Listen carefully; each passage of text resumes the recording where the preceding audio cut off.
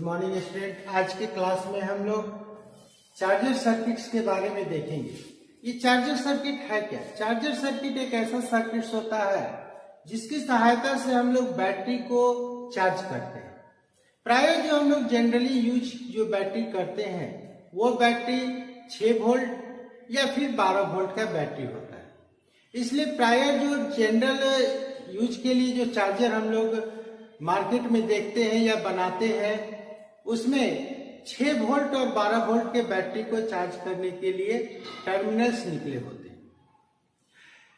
Transformer जो हम लोग ये यूज करते हैं, ट्रांसफार्मर में करंट क्षमता के अनुसार हम लोग जैसा बैटरी को हमको चार्ज करना है उस बैटरी के करंट क्षमता के अनुसार हम लोग यहाँ पर ट्रांसफार्मर का करंट क्षमता रखते हैं।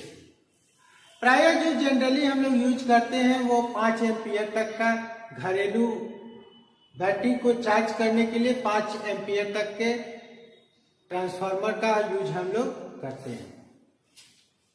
तो जैसा कि इस सर्किट्स में आप देख रहे हैं, मेन सप्लाई का एक तार स्टेप डाउन ट्रांसफार्मर के प्राइमरी कॉइल पर, वहीं पर वोल्टमीटर और ग्रीन लैंप का एक एक टर्मिनल जुटा हुआ है। मेन सप्लाई का दूसरा तार ऑन ऑफ स्विच से होता हुआ रोटरी स्विच के कॉमन को जोड़ा गया है और यहीं पर वोल्टमीटर और ग्रीन लैंप का दूसरा टर्मिनल्स भी आपस में जुटा हुआ है।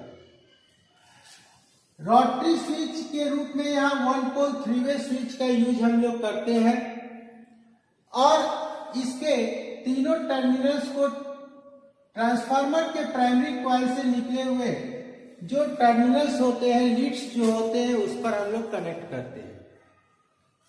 यहाँ पर यह रोटरी स्विच हम लोग यूज क्यों करते हैं?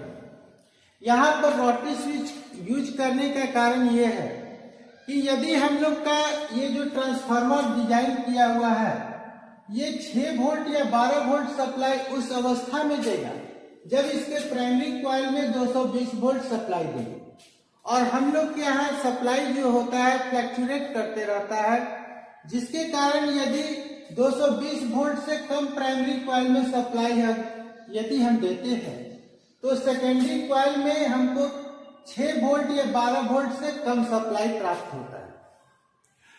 यहाँ सेकेंडरी कॉइल के सप्लाई को कंटिन्यूअस रखने के लिए हम लोग प्राइमरी कॉइल के टर्न्स को छोटा कर देते हैं, अर्थात अलग अलग टर्न्स से हम लोग यूज करते हैं।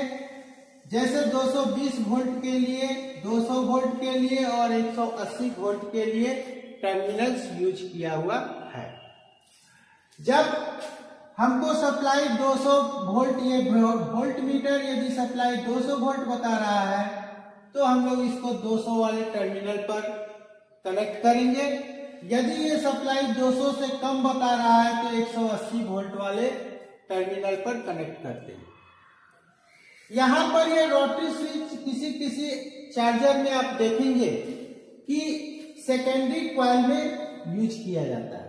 सेकेंडरी कॉइल में एक एडिशनल कॉइल्स लगा होता है जिस पर प्राय 1, 2, 3, 4 वोल्ट के लिए टैपिंग बना हुआ होता है और रोटरी स्विच से निकलता हुआ इस कॉइल पर वो आता है, जिसके कारण कम वोल्टेज होने पर भी हम लोग 6 वोल्ट या 12 वोल्ट सप्लाई प्राप्त कर सकते हैं। यहाँ पर सेकेंडरी कॉइल से हम लोग एक डायोड लगाते हैं और चूंकि हम लोग पढ़ चुके हैं कि 1 एम्पियर से ज्यादा का जब हम लोग सप्लाई यूज करते हैं तो वहाँ 5400 ग्रुप वाले डायोड का यूज करते हैं और उससे ज्यादा अगर करंट क्षमता है तो डायोड का वैल्यू वहां पर चेंज कर देंगे। डायोड से निकालने के बाद उसको हम लोग आमीटर पर देते हैं।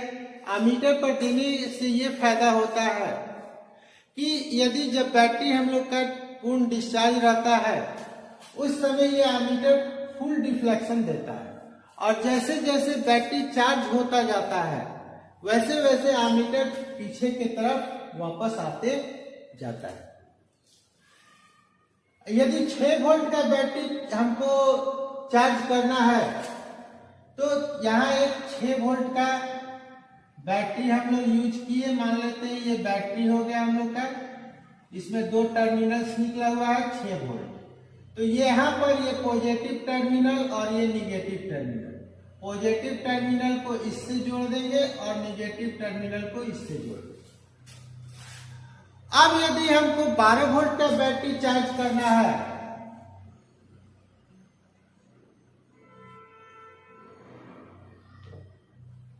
वोल्ट का यदि ये बैटरी चार्ज करना है, तो पॉजिटिव टर्मिनल तो कॉमन पर रखेंगे, निगेटिव टर्मिनल्स को हम लोग इस सिरा पर लाकर जोड़ देंगे।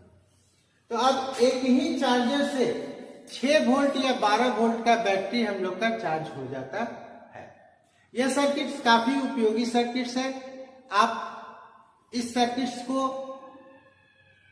घर में बनाकर रख सकते हैं, या अगर कोई खराबी होता है तो उसे आप रिपेयर कर सकते हैं। Thank you. नेक्स्ट क्लास में हम लोग वोल्टेज डबलर, वोल्टेज मल्टीप्लायर के बारे में पढ़ेंगे, जो सर्किट्स ये दर्शाता है कि वोल्टेज को किस प्रकार हम लोग 2 गुना, 3 गुना या 4 गुना कर सकते हैं। तो नेक्स्ट क्लास में हम लोग वोल्टेज डबलर्स के बारे में पढ़ेंगे। Thank you.